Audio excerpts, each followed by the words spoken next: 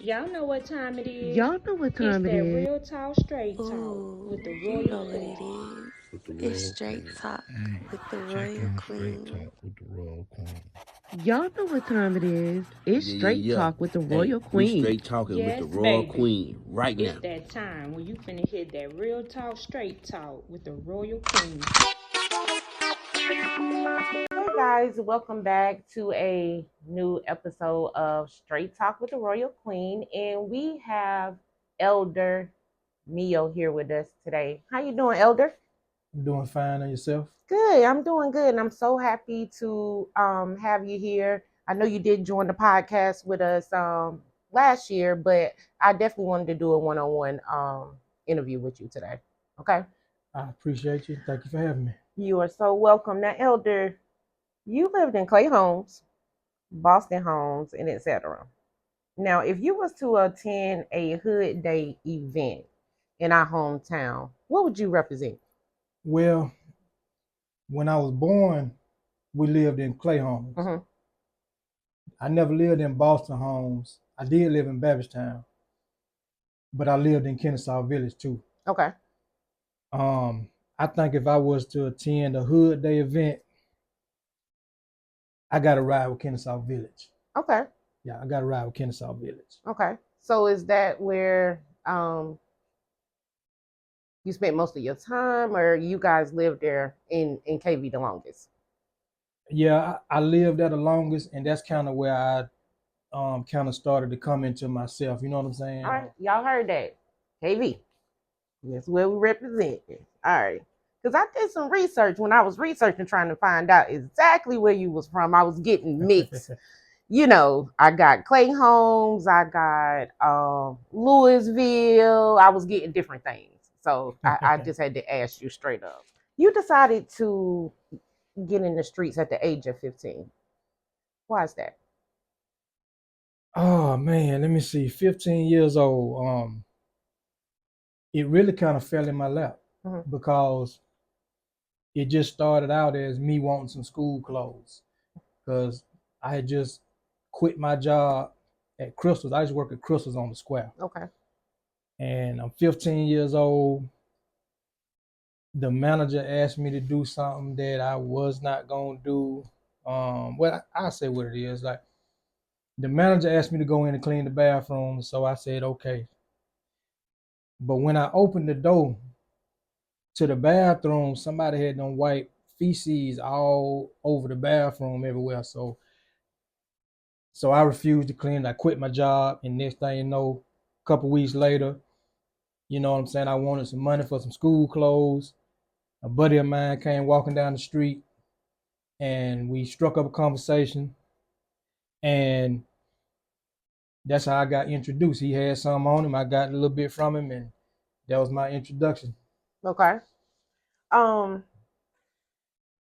so I mean, did this particular person like pretty much just teach you, the ropes, how this work, how that work, or you kind of had a little idea of, or you seen No, some things going on around you? yeah, he definitely didn't teach me nothing. Okay. He basically just gave it to me, and I was on my own, and and it wasn't a lot. It was only like a few rocks, you know what I'm saying? Hmm. But I was on my own, and I didn't even do it regularly after that. It took me a while to like do it again, Okay. you know. So that next time around, it was probably it could have even been close to a year later, Hmm. and me and my buddy, my best friend at the time, we were working at McDonald's, where we was taking somebody else to get their re-up Hmm. in Atlanta. And so we say, shoot, man, we get these McDonald's checks. We might well go and flip these checks. Hmm. And so that's what we did. Took our McDonald's checks, started flipping the checks, and the rest is history. You know what I'm saying? Before long, wasn't no more work going to a job, clocking in. It was just, and we were still in school at the time, but we was definitely in the streets. Okay. Um, I know that you are elder. right now, but I want to go back to the 90s and I want to talk about Meo. Who was Meo in the 90s? The 90s was, I can say, learning how to make money, Mm-hmm. but we was doing it the wrong way. Yeah. Um, it was a lot of just running the streets, and you thinking at that age that you gonna make money forever, Yeah. because it seemed like it's coming so easy. Um, so I can say the 90s overall, it was making money. It was a lot of running the streets and clubbing and all that type of stuff, and um, that was it. Just being wild for real. Yeah. So for people that don't know you, and when I say Meo in the 90s, what kind of money was you making? What kind of car was you driving? Was you able to be in VIP in the club? What was going on in the 90s when you was out there and you was really getting to some money? What kind of lifestyle was Meo living? Oh, well, definitely. Well, I mean, we was always VIP Mm-hmm. everywhere. You know what I'm saying? We was VIP. I was VIP. Um, the money was the money was just good. Like, um, I can say this, that, and I tell the young people, because I mentor youth as well, and Mm-hmm. they always want to know about the money, Mm-hmm. and so I don't never just give them a figure, because I don't want nobody to be tempted either. Right. But I will say this, that I remember riding in the car one day. This is a true story. Mm-hmm. Riding in the car one day, me and my buddy, and I was dating, I guess you can say dating, messing with a girl that was messing with a football player at the time. He played for Denver Broncos, and he had just gotten the highest contract in the NFL for a cornerback. Okay. But he was troubled. He kept going, getting into trouble. He was kept failing urinalysis and the stuff. Mm-hmm. And I was like, man, that dude messing up that kind of money, like he got suspended again. And I was like, man, now if I made that kind of money, man, ain't no way I'd do that. And my buddy looked at me and said, Mio, we make that money. Mm-hmm. Think about it. And when he broke it down, because I never really even took time enough to really think about it. Mm-hmm. And when he broke it down, and I realized, like, I'm making the same, if not a little bit more money than this dude. And he got several $1 million contract. Right. I just didn't take time to sit down and count my money and think about what I was making. But I can tell you that I was easily, doing, for the most part, $20,000-$30,000 a week sometimes for extended a period of times, was, easy. You know what I'm saying? Yeah. So I mean that's the kind of money. Not every week was those kind of weeks, because sometimes you take losses. But for the most part, a steady $20,000 a week was easy. Okay. How old were you when you met your beautiful wife?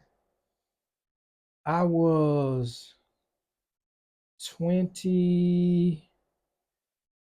I want to say I was 20. Was I 27 or 28? We met in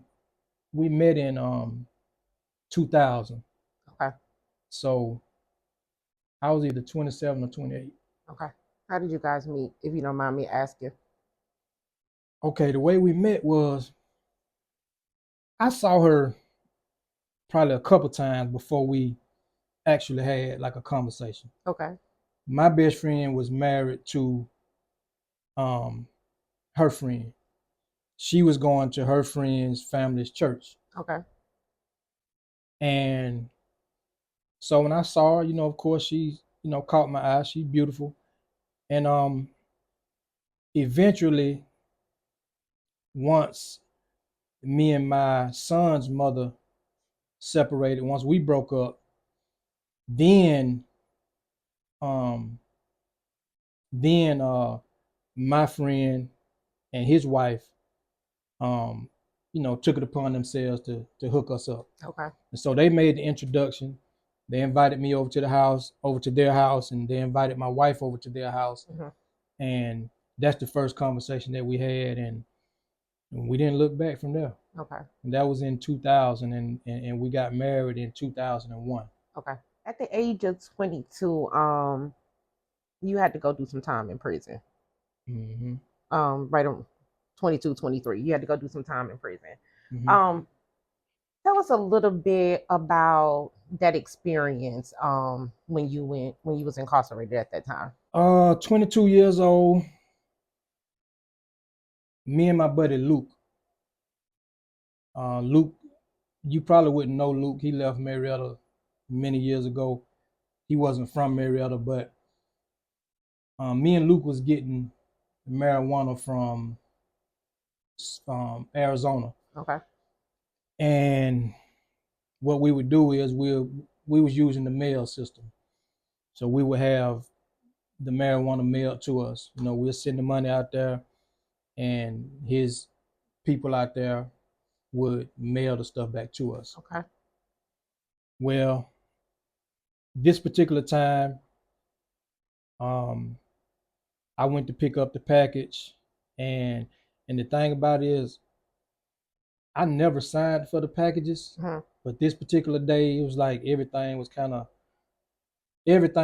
thrown off, and I was like, man, I'll just go, get it myself or whatever. But long story short, the package came, but the police delivered it to me. It was 10 pounds of marijuana, and I took them on a high-speed chase in Smyrna, and they ran me off the road and, beat me up on, so they took me to jail. And so I had all these charges. I had possession of marijuana with intent to distribute. I had 4 counts of aggravated assault on the police. I had some felony obstruction and eluding and all kind of different charges. You said that day things wasn't pretty much going accordingly, right? What do you mean by that? You was getting some little warning signs up in there. What exactly happened that led up to that when you said that? Well, first thing is that normally we would have like lookouts looking in the area for the police. We've lost packages before when nobody went to jail because nobody opened the door to sign the package. Right. Because we would tip the person off. Look, they coming to the door. Don't open the door. The police everywhere. But this time I went literally by myself, no lookouts, no nothing. So that was the first sign, because I was kind of running late, and these packages, they're going to run pretty much in the time frame when they say. And my buddy was doing something else, distracted, and the other person I was supposed to pick up to come and sign the package, they was a little too far from where I was. So it was just kind of off, and I was just like, forget it, I'll go do it myself. Yeah. And so it was just a mistake, you know, that I shouldn't have done it. I should have stuck with the normal routine. You know what I'm saying? So anyway, I went to state prison on a 10-3. That's 3 years to serve and 7 years probation. So when I get to prison, now I go through diagnostic in Jackson. And at this time, Jackson was on a federal lockdown because it was like a lot of just stuff going on internally in the prison, and people getting hurt, stuff like that. And prison in the old days was like different now. Like when I went back to prison later, I know we're gonna get there. But when I went to prison at 22, it was different in the sense of you didn't have cameras and stuff everywhere. And so it was a lot of stuff people could get away with that you can't get away with nowadays. Right. You know what I'm saying? Right. And so prison was an experience. I got there, man, and it was like, it was kind of crazy, but at the same time, I wasn't never scared in the sense of like, man, I'm petrified to go to, prison. You Right. just kind of got to make it up in your mind that, you know, whatever happened, I'm gonna defend myself or whatever. You're gonna handle your business if you got to, whatever. But ironically, I didn't get into a bunch of like fights and stuff. I did get into.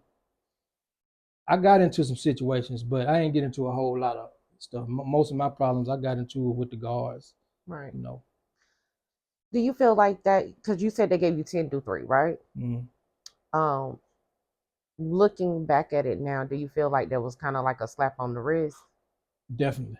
And do you feel like had you sat down a lot longer, do you feel like you would have changed um a lot quicker or Yeah, it definitely wasn't enough time for me. The whole time I was locked up, I would sit there and I would plot on what it's gonna take for me to make $1 million.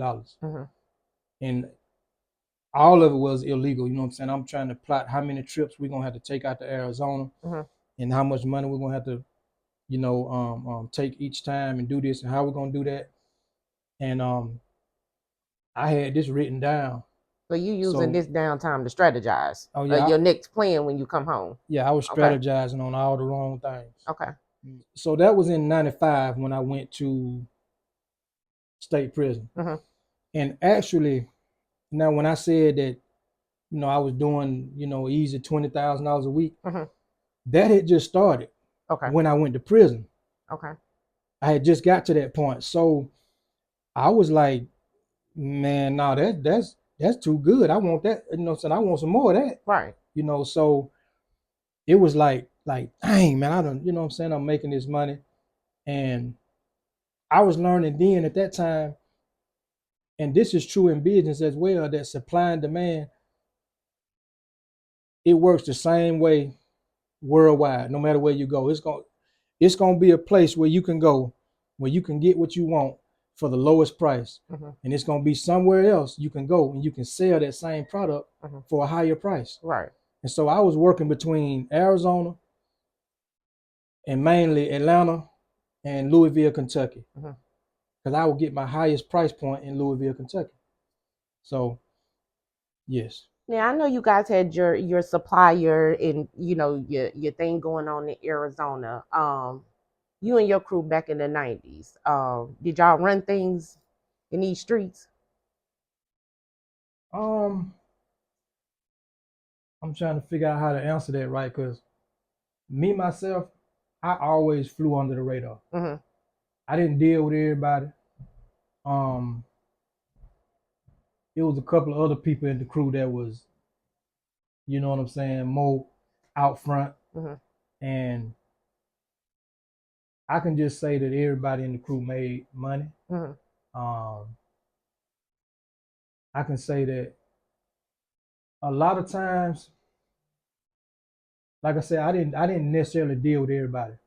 And sometimes not because of the person, I wouldn't have dealt with the person, but sometimes it's because if you was a customer of my partner, I wouldn't serve you. You know what I'm saying? Because that can cause conflict. You know what I'm saying? Yeah. So when I say that, like when I came home from boot camp, and during that period of time, they had really got things popping or whatever. A lot of their customers and stuff, I never would touch because that's their customers. Right. That can cause conflict. So a lot of my money, I really got outside of Mayweather from people surrounding areas and stuff like that. I did have some people in Mayweather that I did deal with and made money there. But were we the man in the streets? I guess you can say so, in a sense. I don't say that any of us was kingpins, because a kingpin to me is on another level. Right. From what we was doing. I can say that out of the people from where we from, we probably, was right up there with, the people who was making the money though. Gotcha. Elder, you grew up in the church. I did. You grew up in the church. When you chose this lifestyle when you 15 and 22, do you feel like you brought shame to your mom and your family at one point in time? Yeah, I did. I did. It was, but it was kind of like everybody else during the crack era. Mm-hmm. All of us grew up in the church, Mm-hmm. but it was so prevalent. Crack cocaine had Marietta looking like Bankhead. Mm-hmm.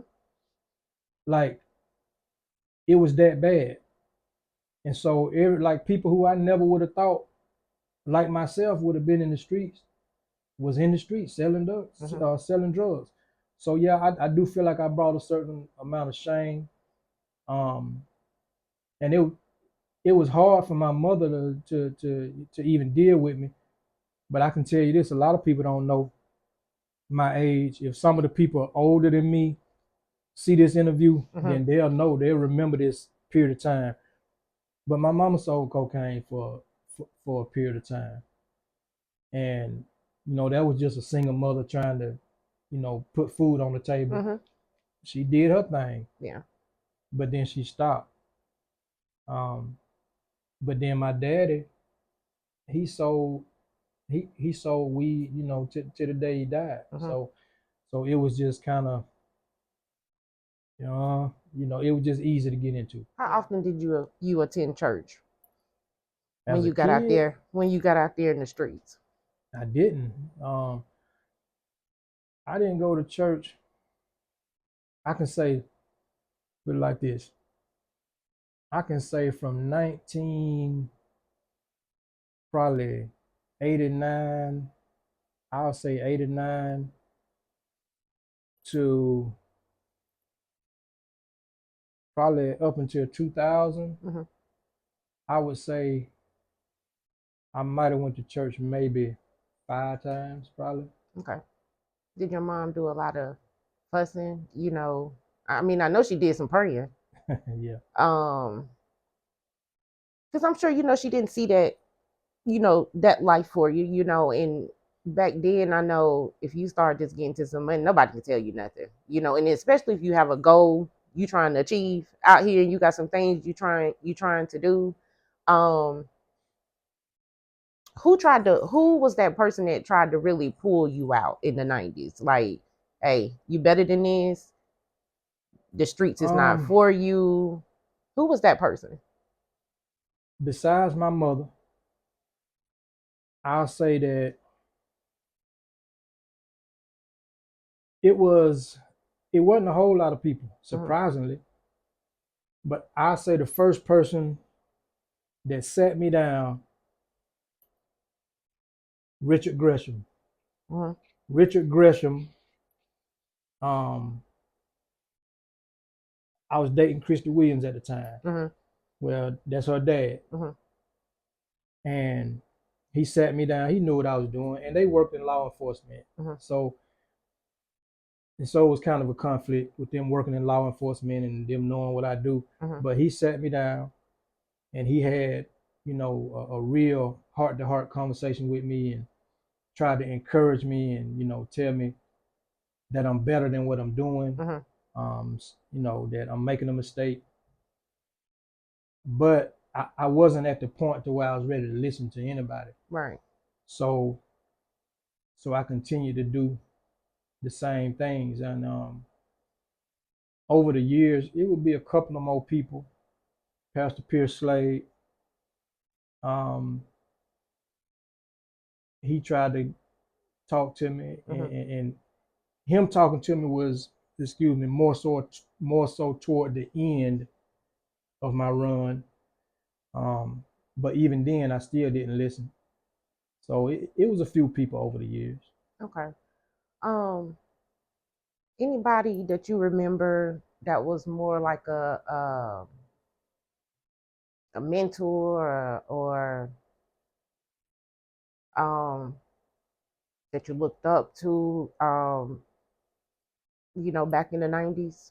Oh yeah, Let's give them some Definitely. shout outs. Some people from my city. Yes. Let's give them some shout outs. Man, Mr. Marcel Copeland, Mm-hmm. Mr. Strick. Mr. Strick was like my guardian angel. If you remember Mr. Strick, Strick's Grill right there on Lemon Street, the restaurant, he had the barbershop and the laundromat and stuff. He was like my guardian angel. Like, he got me out of situations repeatedly. He done accidentally showed up at court with me trying to get a bond, and I couldn't get a bond, and Mr. Strick go and speak for me, and all of a sudden the judge give me a bond. Mr. Strick was he, even when I went to prison, Mr. Strick, I was getting into a lot of trouble when I was in state prison with the administration, with the guards and the wardens and them, and I kept going back and forth to the hole, and I got anyway, I was in the hole. I'm gonna tell you this story. Okay. So this around 96 or 7 or something like that. I'm already in state prison serving that time, and I'm getting in trouble, and well, I done cussed everybody out that morning, and I done cussed 2 guards out, and then I cussed out the assistant warden, and so they snatched me up, they taking me to the hole, and a friend of mine, an inmate, I tell him to call my mama and tell my mama that they won't take me to the doctor. That was the issue. I was trying to get them to take me to the doctor. Okay. And so I give him the number real quick, and he called my mama. My mama called Mr. Strick. That next morning, they took me to the doctor. Not only that, Mr. Strick got me moved from that place. Mr. Strick had some connections, man. Mr. Strick like it. had connections. He got me moved from that place. And Mr. Strick definitely was like a hero of mine. And another guy, a childhood hero of mine, used to play for the Atlanta Falcons. His name is Wallace Francis. He was an individual. He played for the Falcons when we met him, but he was stepping into ministry at that time, and he stopped playing football in order to do ministry full time. But he took a group of us kids from Marietta, and he would like do Bible study and stuff like that with us. And I mean, I was young at that time, but to this day, I still hold him in high regards. Okay. All right. I want to know, how did you balance the streets and being a husband at the same time? Not good. Not good. The streets, especially when you don't have any direction, like at all. Because even though the money was coming in and the money was good and the bills paid and all this, that, and the other stuff, I still didn't have a direction as to where I wanted to go. And so it hurt my marriage big time. And so ultimately, like, even if I wouldn't have went to prison, and if I would have continued to run the streets and put the streets before my wife, then we still just, would have, ended up not being together, know. So it hurt definitely. Yeah. So, and when I asked that question, for instance, y'all got dinner plans, okay? And you told her, honey, we're going to dinner at 9:00. She's ready, you get ready to walk out the door, and boom, somebody calls you, to make some money. How did you handle situations like that? Because women, get upset about that kind of stuff. Like, you can't take a break for an hour, so we can go eat. So when I asked, how did you balance that time with your wife? Did you have those days where you say, you know what, I'm not working today. Today is about her. Were you young and you just didn't get that then, or I didn't get it. I didn't get it at all. But not to say that I was just absent, but I wasn't present like I should have been. We could be sitting at home, and just like you said, the right phone call could come through, and I'm out the door. Yeah.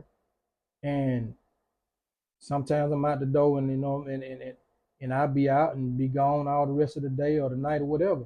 And it was never good. Yeah. And so she wasn't happy. And I didn't really, in my mind, I just didn't understand. Like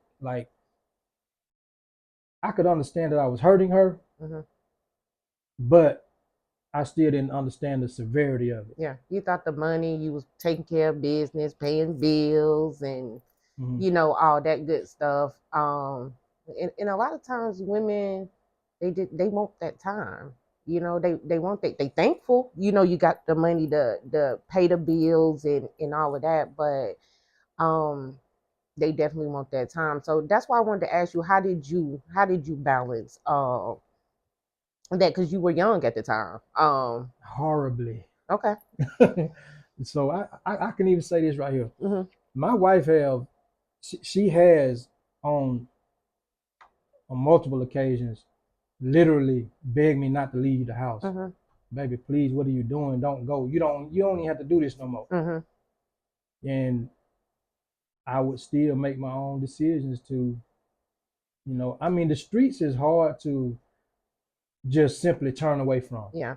And a lot of people don't really understand that you can be really like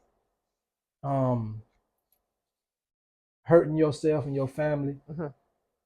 But in your mind, you just thinking, okay, everything gonna be all right. It'll be all right. You were picked up by the feds in 2004. What happened with that? I was picked up by the feds in 2004 for a cocaine conspiracy that involved counterfeit money and a firearm and a gun. So when they picked me up, I leave out my house that morning,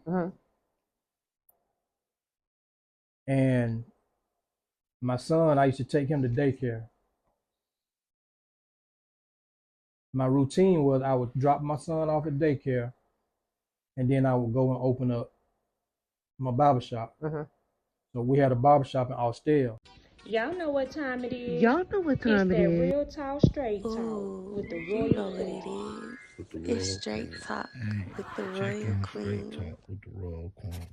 Y'all know what time it is. It's straight talk with the royal queen. We straight talking Yes, with the royal baby. queen right now. It's that time when you finna hit that real talk, straight talk with the royal queen.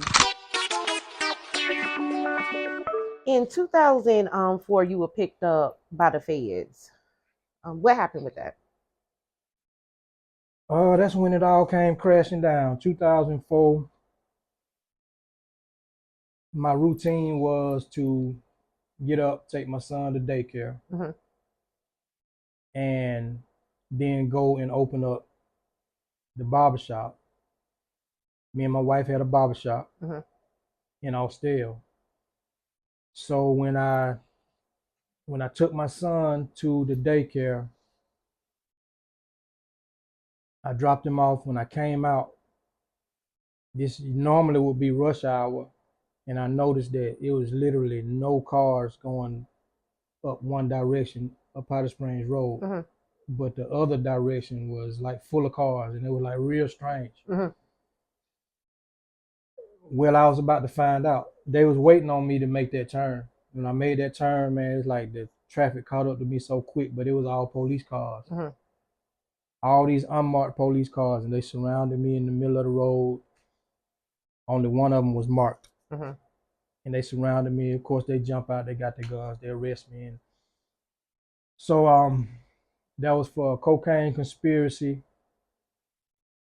of 5 to 15 kilos of cocaine. And it's funny the way the levels are with the feds. They put you within a category. 1 to 5 kilos, 5 to 15 kilos, 15 to 50 kilos. So they said my conspiracy was 5 to 15 kilos of cocaine, counterfeit money, and a firearm. And they take me to jail, and at that point, it's like I still wasn't changing in my mind though. So when you did the time with the feds, that was the longest time you had to do, right? Yes. So that was federal time you was doing. Mm-hmm. You go to court, and what was your sentence? 188 months. Mhm. That's 15 years and 8 months. The minimum amount of time I could have got was 15 years. Mhm. That's because they careered me, and being a career offender for the firearm itself gave me a minimum of 15 years. Mhm. When you came from sentencing, and you realized these people just gave me 15 years, and you left the courtroom and you went back in the back, what was going through your head? Mainly just thinking about my wife and kids, Mhm. and what would happen to my youngest son. Mhm. Me and my wife never had kids together. She had a son, Mhm. and I had a son. Mhm. And so together we had 2 kids. Okay. Well, probably in 2002, 2001, 2002, 2002 maybe, I got custody of my youngest son. Mhm. Well, no knock on his mother or nothing like that. We were just going through different stuff and changes, and of Mhm. course I was like super stable, Mhm. and I got custody of him. And so now I go to prison, and it really, really hit me like I don't know what his life really about to be about. Mhm. And so that was heavy, and then just watching my wife try to hold on and stuff like that. And I remember I had you on as a guest, me and Imagine on the podcast, and why did you feel like divorce was the best option for y'all at the time? well, I didn't really feel like it was the best option, Mhm. but I didn't want to be selfish Mhm. because I went to prison. I was 30 years old. Mhm. My wife was 31 years old. So in my mind, I'm like, okay, she's in her prime. She's young. She's very attractive. Then I got all this time. Baby, go ahead and live your life. Mhm. But she would immediately cut me off. You know what I'm saying? No, Mhm. no, no, no, no. No, no, I don't want to hear that. So I figured. and so even though I would say that, Mhm. that ain't what I really wanted. I was gonna ask you But that. I was trying to be fair. Right. You know what I'm saying? It take a lot um for a man to say that, go live your life. Most men want you to ride that thing out with them, because it makes your time shorter, the letters, the visit, the phone calls, all of that. How did y'all get past that part? Because you got to realize now, you telling her this, and you don't know how much your wife love you. You see what I'm saying? So you saying that was hurtful, to her. Well, here's the thing. The feds told my wife about somebody I was messing with. Mm-hmm. The feds told my wife, Mm-hmm. that I was messing with this young lady or whatever. So, um, because when I was arrested, they confiscated my car. Mm-hmm. Well, my wife's car. That car was in her name. Mm-hmm. It was a Lexus. They confiscated the car. But the way the feds do is they'll confiscate your stuff. Mm-hmm. But if you owe money on it, they Mm-hmm. don't want it. They eventually gonna call you and tell you to come and get it. Mm-hmm. So they called my wife and they told her, come get this car, Mm-hmm. whatever, and whatever else they took. Mm-hmm. I don't know, maybe some stuff they took out the house. I don't really remember. Okay. But when she went to get the car, they told her, you might as well leave him. You know, he ain't no good. Mm-hmm. Blah blah blah. And you know, he was messing with this, you know, female. Blah blah blah. Mm-hmm. And so, of course, she was like hurt. Mm-hmm. But she didn't leave right then. Like Mm-hmm. I mean, we still stayed married for probably another maybe 4 years or something after Mm-hmm. that. 3 years, something. I don't remember. Yeah. I don't remember what the time frame was, Mm-hmm. but but it was a big thing. It was a big thing. Right. But even in divorce, like I got a lot of respect for my wife because she didn't just leave. She Mm-hmm. didn't just, you know, throw her hands up and, you know, say deuces. Yeah. She didn't just do that. You Yeah. know, she like we literally sat there and we talked about it. When I was eventually transferred back to Atlanta, Mm-hmm. after I stayed in in Yazoo, Mississippi for a few years, Mm-hmm. and they transferred me to Atlanta, and she would come visit me usually about every other week, and we would sit there and we would talk about, you know, stuff, and Mm-hmm. eventually, you know, like we talked about it and talked about it until, you know, that was ultimately it was her decision to Mm-hmm. make, Yeah. you know, and so I got them divorce papers. It was like, now I ain't really want to sign them now, you know what I'm Mm-hmm. saying? Right. But you know, I got them divorce papers, and I think I might have let them sit in my locker for a few weeks Mm-hmm. before before I said, all right, I'm gonna go ahead and sign them, you know. Yeah. But that's how it went. Yeah. Okay. When did you decide to walk a straight path and build a closer relationship with God? My change or the point where I just said, you know what, I'm gonna do this the right way. I got locked up in February of 2004. Mm-hmm. October 2004, suddenly I gave my life to Christ, Mm-hmm. and I've been walking with him ever since. Mm-hmm. I went literally from one day acting a fool in the jail, you know, gambling every day, doing everything else everybody else doing in the jail. That was my thing, gambling in the jail. So I went literally one day doing that, Mm-hmm. and the next day cut it all off. Okay. What happened was a dude in the jail invited me to church. Mm-hmm. He was like, man, you might as well come on and go to church with me, man, and you know, blah blah. You know, he would invite me sometimes, Mm-hmm. but this time I just said, you know what, I'm gonna go ahead and go. Yeah. And it was that day, you know, that message that, you know, the one that just really penetrates your heart, Mm-hmm.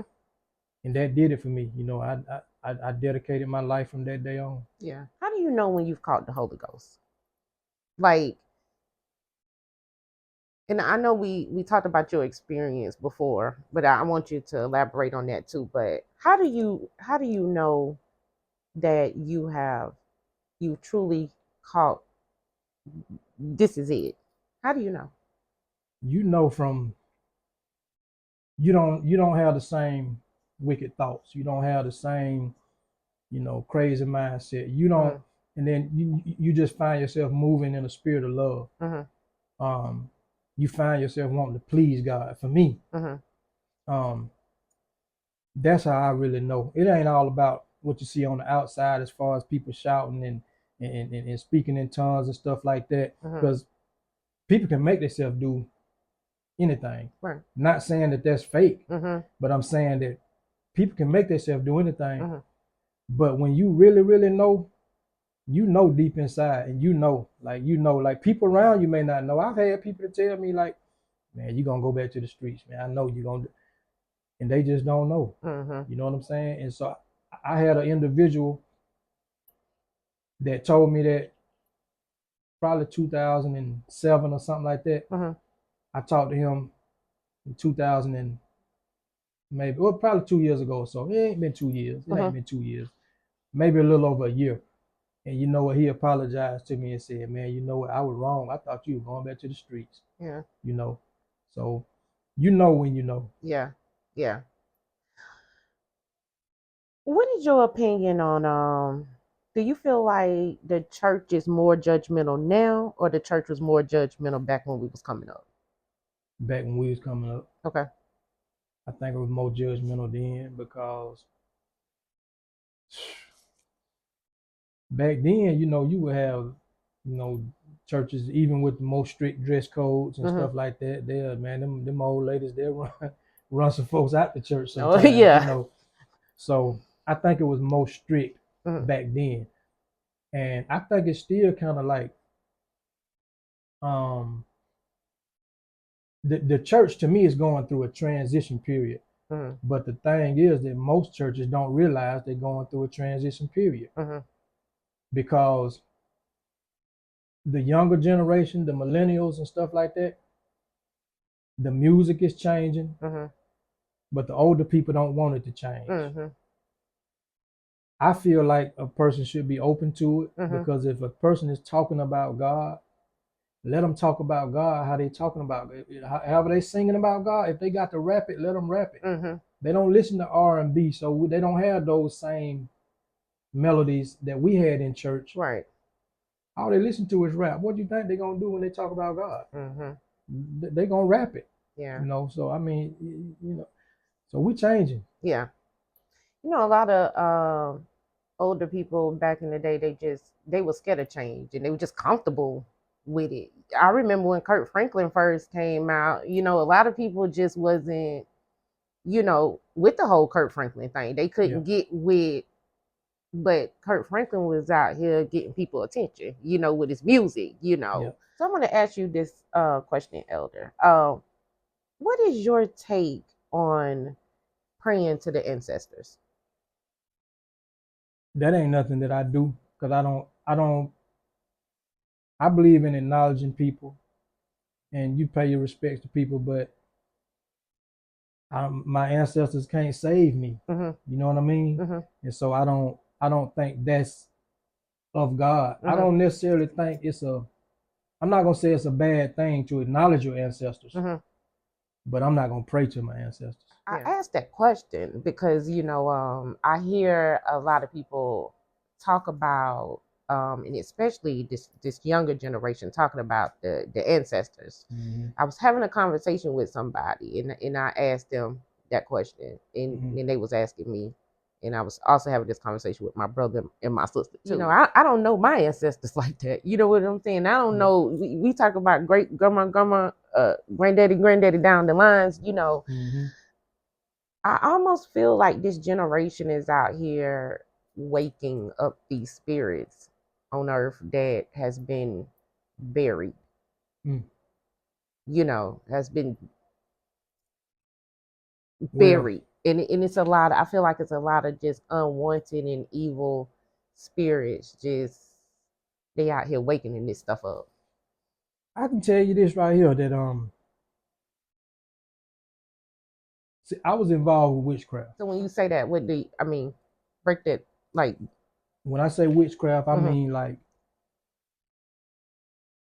let me tell you a story that I probably can kind of get you to understand. I touched on this when I preached over at Mama Tan's church, and so I'm gonna tell that same story right there. Okay.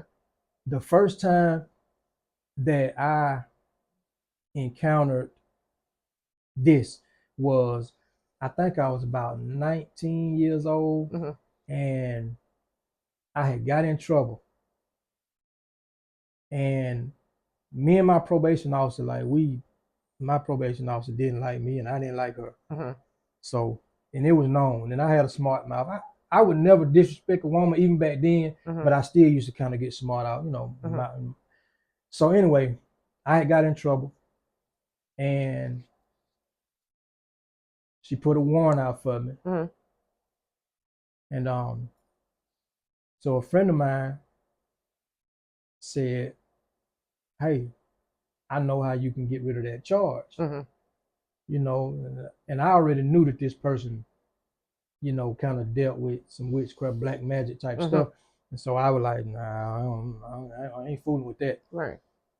So then I remember I talked to my probation officer that same day, and probation officer was just going off on me.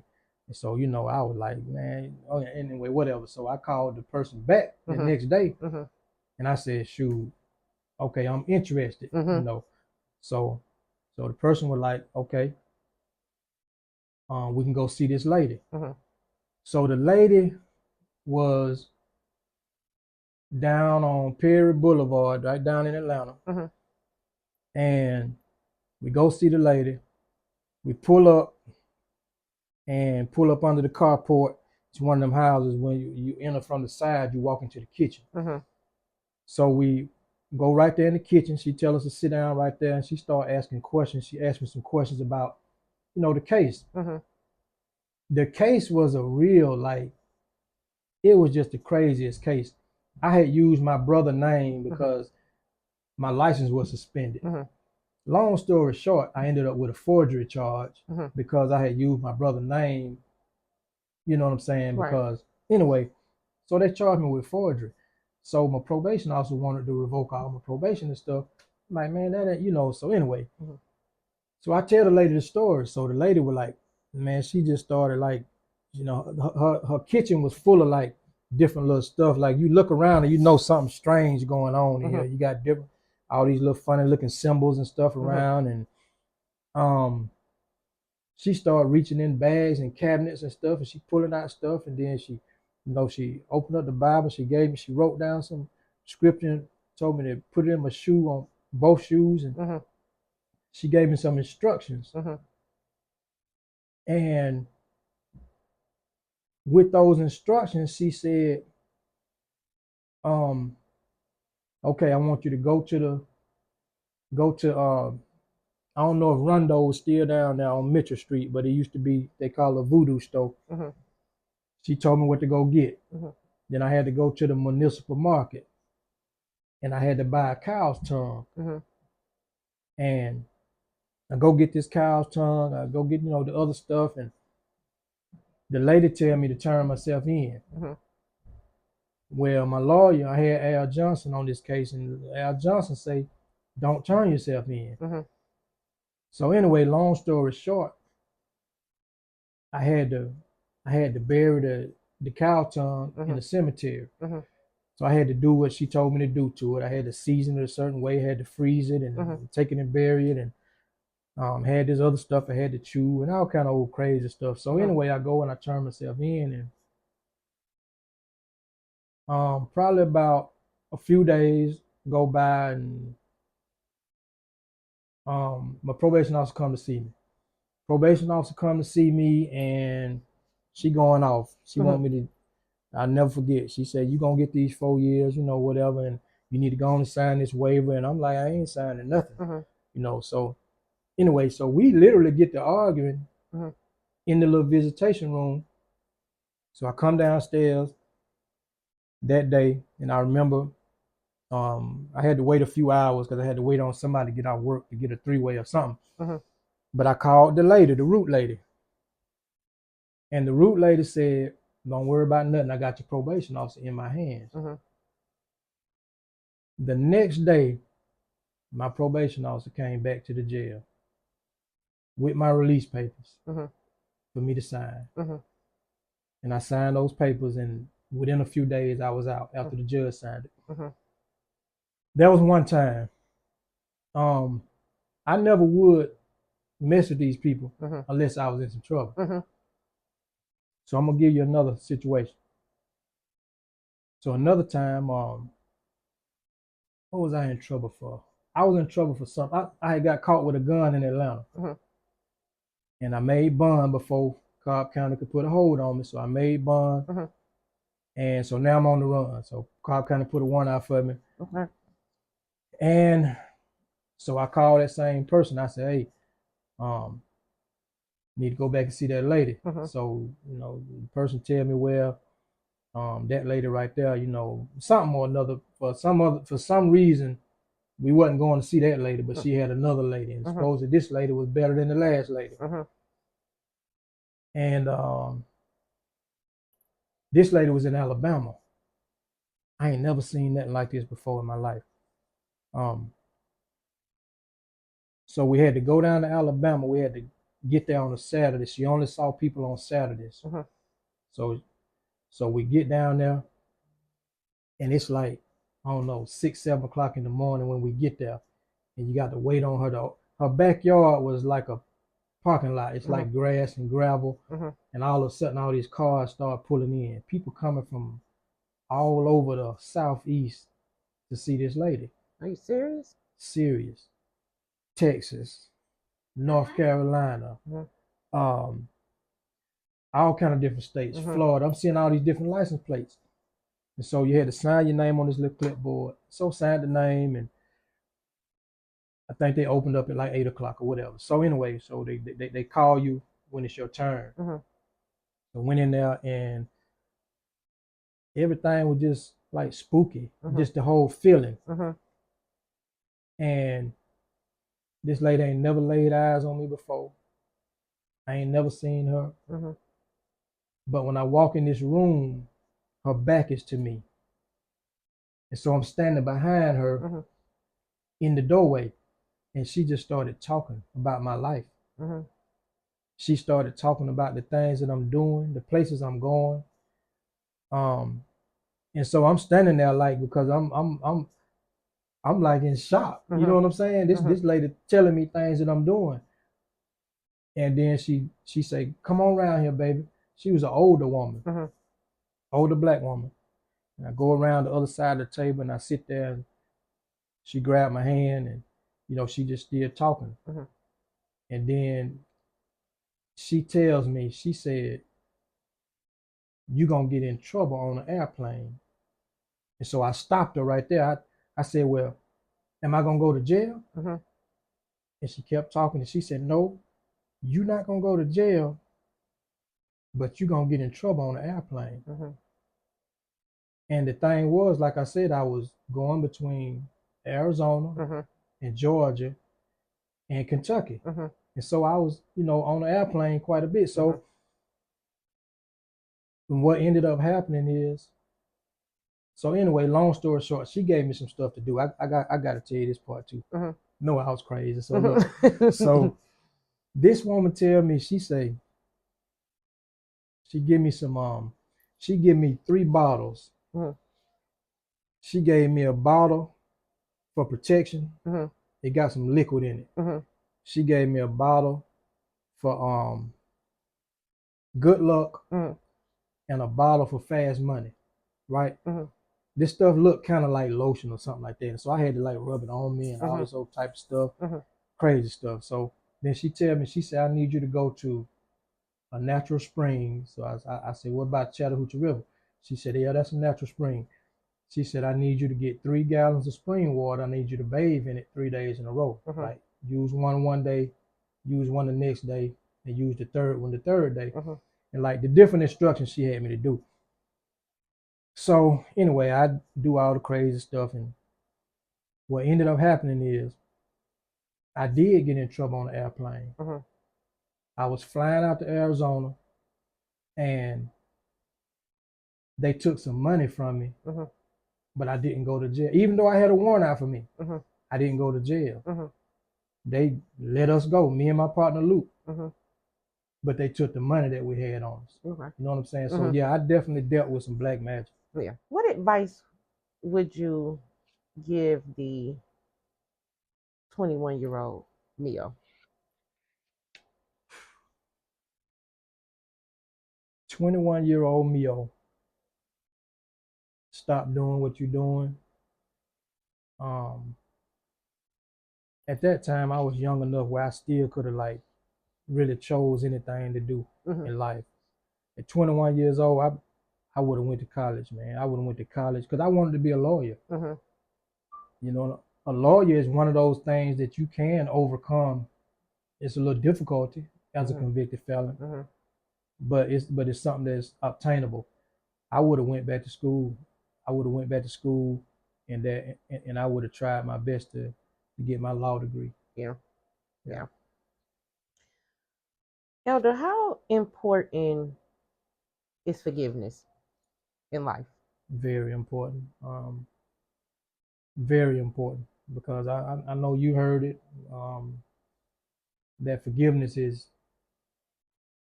for you, the person that's been wronged. It's important to forgive, because if you don't, it'll eat you up. Yeah. It'll eat you up. I've had to deal with it. I've had to deal with it in a major way over the past few years. You know, I've had to deal with it in a major way. Yeah. And I can't say that it was necessarily easy, but you know, the person I had to forgive, I love tremendously with all my heart. Yeah. You know, and still do and always will. But forgiveness was a process. It was definitely a process, but you know, it's very important. Yeah. Why is it hard for us humans to forgive when God can forgive us just like that? And when you think about what was done, Yeah. when you think about, like, you know, how somebody wronged you or hurt you, or Yeah. you know, whatever the thing is that they did to you, sometimes it's like you just can't believe it. Like, dang, you did that.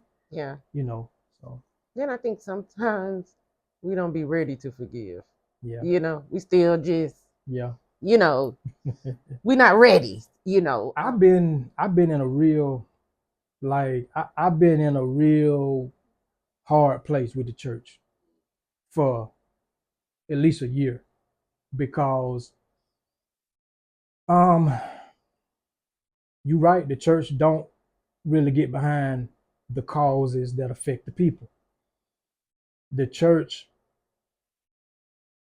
don't even if I got things that I believe that I can go through in scripture, and no preacher, no minister have been able to prove me wrong, but have told me you're right.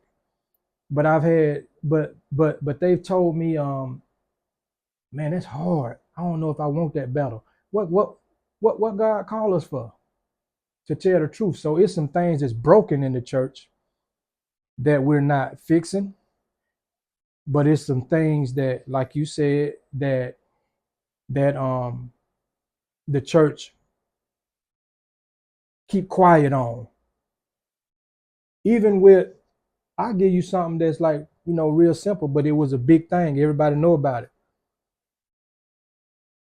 When Kanye West and Kyrie Irving went through their thing and they spoke up, they didn't speak against the Jews. They just gave their opinion on who the Jews are. The church was so silent, and so many of the church leaders noted what they were saying was accurate in that particular point. Now, Kanye West, he'll say anything. I ain't agreeing with Kanye West on.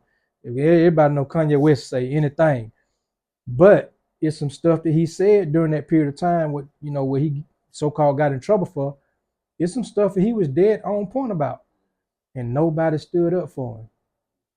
You know what I'm saying? So I agree. You know, the church should stand up on some different things. You got a lot of stuff happening out here in society where people are being wronged.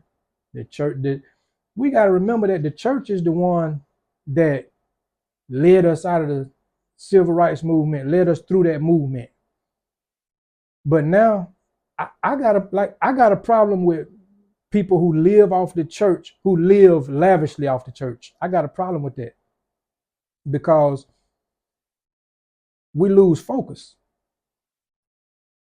We put the focus on us. It's so much good that you can do with all this. If you want to make some extra money, go start you some businesses and this, that, and the other. Don't use the church money. That's just how I feel.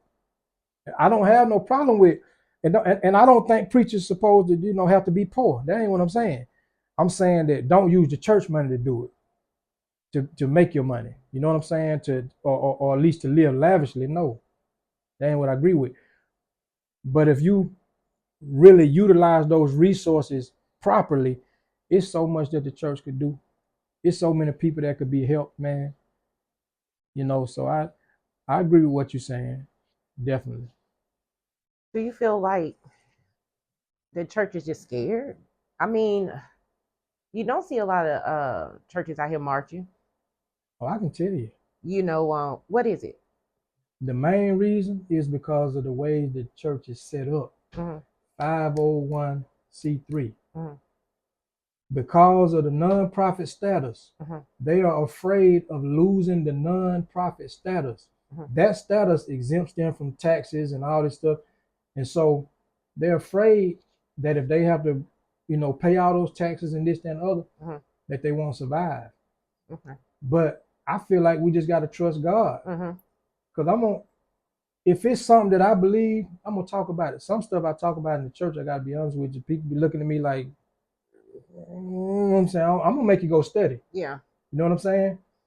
And I've had people to call me afterward, after they've taken the time to study, Mm-hmm. and be like, man, I'm so glad I was there that day. Mm-hmm. Oh, man, you know what I'm saying? Yeah. But so I think we got to, as church leaders, young and old, we got to be willing to relearn some stuff, because some stuff we got it kind of inaccurately, Mm-hmm. and we got to be willing to sit down at the table and fix it and get it right. When it comes to people's issues in society, we got to be willing to have a backbone and stand up. Yeah. And speak on it and talk about it. Yeah. I agree. If you look at a lot of movies back in the day, a lot of churches stood up. They was there. They was backing those people up. So when my brother asked the question, I thought about it as he was asking the question. Like you don't see the church, a lot of church communities standing, in the gap with families and Nope. yeah. You lost your brother. Take me to that day when you woke up. How did that day go for you? Oh man, that day, it was his son's birthday. Mm-hmm. He turned 3 years old. So me and my wife went to celebrate my nephew's birthday, and it was a good day. Okay. It was a good day. My brother, he was there, and of course, and he was his same old self. He was just, he was a present father. And so,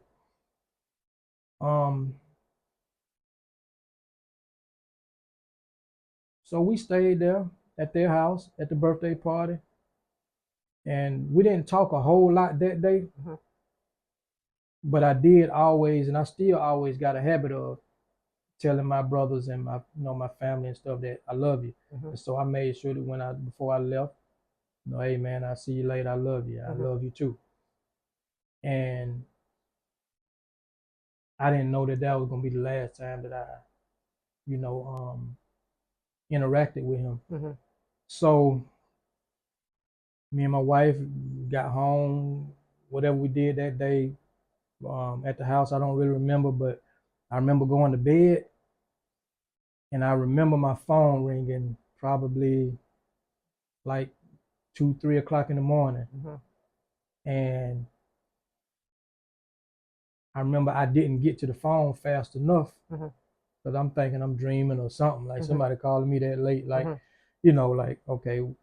And when I looked at the phone and I picked it up, I saw my brother's phone number on FaceTime. And I knew something was wrong, because he wouldn't be calling me at no 3 o'clock in the morning. And that's my little brother. I'm 10 years older than Sahara. So, but when I answered the phone and I'm looking at, and I understand I sleep hard. And so as I'm looking at the phone and I'm saying hello, I'm looking at him on the bathroom floor, and his wife is on top of him doing CPR, chest compressions up. But I hear the 911 operator on another phone, which is her phone, but she got the phone propped on FaceTime where she and I can talk. And so when I'm realizing what's going on, I'm asking her, like, what's wrong? Like, what's going on? And he laying on his back and he's not breathing. He just laying there, and she's, she crying and she pushing, she pushing. And so I jump up. I'm like, so my wife like, what's going on? What's wrong? I said, there's something wrong with Sahara. And excuse me. So I remember telling her don't stop, keep Mhm. keep pushing, keep pumping, don't stop. Mhm. And the operator, the 911 operator, is telling her the same thing, Right. don't stop, don't stop. And then he started moving. And I remember saying, he moving, like he was moving his left arm. Mhm. And then he started trying to get up. Mhm. And the 911 operator was like, no, don't let him get up. Mhm. So so she, had to hold him on the ground at the same time and trying to give him CPR. Mhm. And at this time, me and my wife, now we putting on clothes. Mhm. And his wife, of course, saying, y'all come to the house, Mhm. please hurry up, hurry up. So we putting on clothes at the same time. I got the phone in my hand, I'm talking to her. And then I realized he ain't moving no more.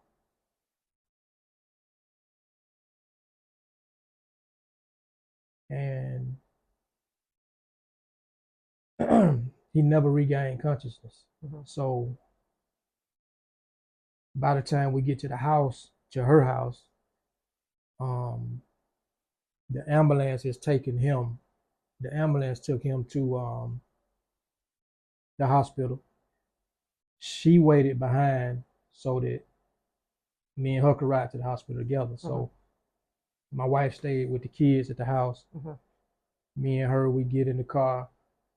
We drive to the hospital. Well, first we had to find him because for whatever reason, they wouldn't tell us right away which hospital he was in. So we had to find him and call around and do this, that, and the other. And so anyway, we went to the hospital. We get there and we wait in the waiting room. They have us wait on the side or whatever in the waiting room, and we there probably an hour and a half, maybe 2 hours before they came out and told us that he didn't make it. And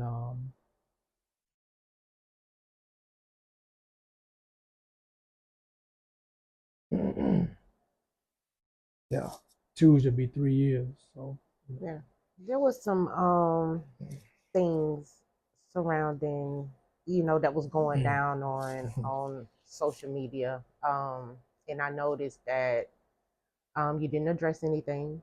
You was big brother on there. How did you deal with the noise that was going on around you, and you just lost your brother? it was so unexpectedly, you know what I'm saying? And it wasn't like, he was just running wild and, got killed. Then, sometimes you kind of think like, man, this certain, like my mama used to think about me. My mama used to be scared I'm gonna get, go somewhere and get killed. Yeah. But we didn't have that fear with him because he didn't live that kind of life. You know what I'm saying? Yeah. So for it to happen, it was like just so suddenly. So the pain, but then, having to deal with the stuff that came afterward, it was just more so let me find a way to be there for them, to be there for his wife, and to be there for his kids. So that was just my mindset, like, just let me be there for them, because regardless of how things played out, and I know people said a bunch of different stuff, whatever they said, but regardless of how stuff played out, she was his wife, and those his kids, so um, it was just hard. It was hard for everybody, you know what I'm saying? Yeah. I see you repping your brother's sweatshirt today. Yeah, rap life, man. I definitely. Yeah, tell us a little bit about rap life. It was something that Sahara talked about a lot. Whenever he would make his little videos and stuff like that, he'll end it by saying something rap life, and he'd do something with his fingers, hands, or something, and that was like Sahara. And so he was big on branding. Like, he was teaching me stuff, because when I went to prison, there was no social media. Social media didn't exist. So he was getting a grasp on social media, like how, younger people doing before people my age. And so he was telling me, man, I didn't know nothing about no whatever podcast and Instagram and that type of stuff. Even though I had a Facebook page, but I didn't really understand it. Right. So, but he used to always talk to me about business, and that's what a lot of our conversations was about: family and business, family and business. And so we talked about doing like different stuff. And so then Sahara would say, because I say, man, I don't understand nothing you talking about. And so he'll just laugh and he'll just say, all right, well, I'm just gonna show you. You know what I'm saying?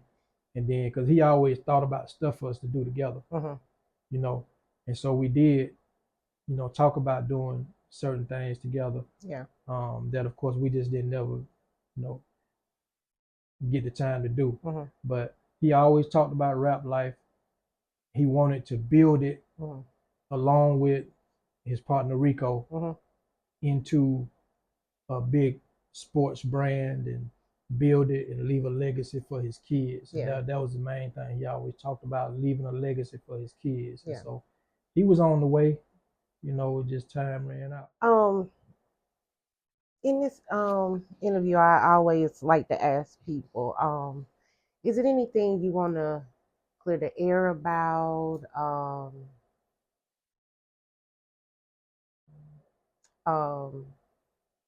Good advice for this younger generation, some encouraging words.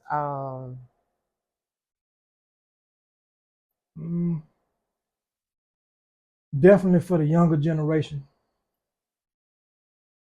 I got a quote that says, "You are a part of your environment. It's up to you to make it better or worse." I can choose to do good. I can choose to do bad. I can choose to be an asset to my community, or I can choose to bring harm to my community. So I say to the young people, choose to be an asset to your community. An asset has value. Make good decisions, because good decisions brings rewards, but bad decisions brings bad consequences. So really just make good decisions, man. All the trying to be cool stuff, man, and trying to fit in, you ain't got to fit in with nobody. Set your goals and go for your goals, man, because prison ain't nowhere to be. It ain't nowhere to be, man. It ain't nowhere to be. I left some people in prison, man, that just ain't gonna come home. I talked to a guy on the regular, and I'm gonna say his name too, because I think he'll come home soon because of the way the laws are falling in his favor. But his name is Maurice Navarro Brooks. He committed his crimes when he was 19 and 20. He got a string of bank robberies when nobody got hurt, but he got 226 years. He's been locked up 28 years. Wow. Literally, since he was 20 years old, he's been locked up. And now he's going on 50. And the law has changed. See, watch this, young people. The law has changed to where if he was to commit those same crimes in the same way today, he could not get that same sentence. The law changed. He couldn't get no more than 20 years. But the sentencing, the way the laws was at that particular time, allowed him to get all the time he got. So even though they changed the law, they left it up to the judge's discretion to decide whether or not to let you out. Yeah. So young people, you might think you got it in you, man, to go to jail, go to prison, get in trouble when you were a teenager, 19, 20, 21 years old. But you can find yourself just like him, never coming home or either serving 28, 30 years before you do come home. So it ain't worth it, man. It ain't worth it. Be a leader but be a leader doing the right things. Go get you some degrees under your belt, or at least get you some trades under your belt. Oh yeah. So that's what I say, man. I just thank God that I got another opportunity to get out here. And that's one thing I promised God, that, you know, when I started my walk, I said, I'm not going to turn back, and I'm going to be an asset to my community. I know that's right. Well, I appreciate you, Elder, for stopping by, sitting down with myself, the Royal Y'all Queen. know what time it is. Y'all know what It's time it that is. real talk, straight talk Ooh, with the you Royal know what it Queen. is. It's Straight Talk with the Royal Queen. Y'all know what time it is. It's Straight Talk with the Royal We Queen. straight talking with Yes, the Royal baby. Queen right now. It's that time when you finna hit that real talk, straight talk with the Royal Queen.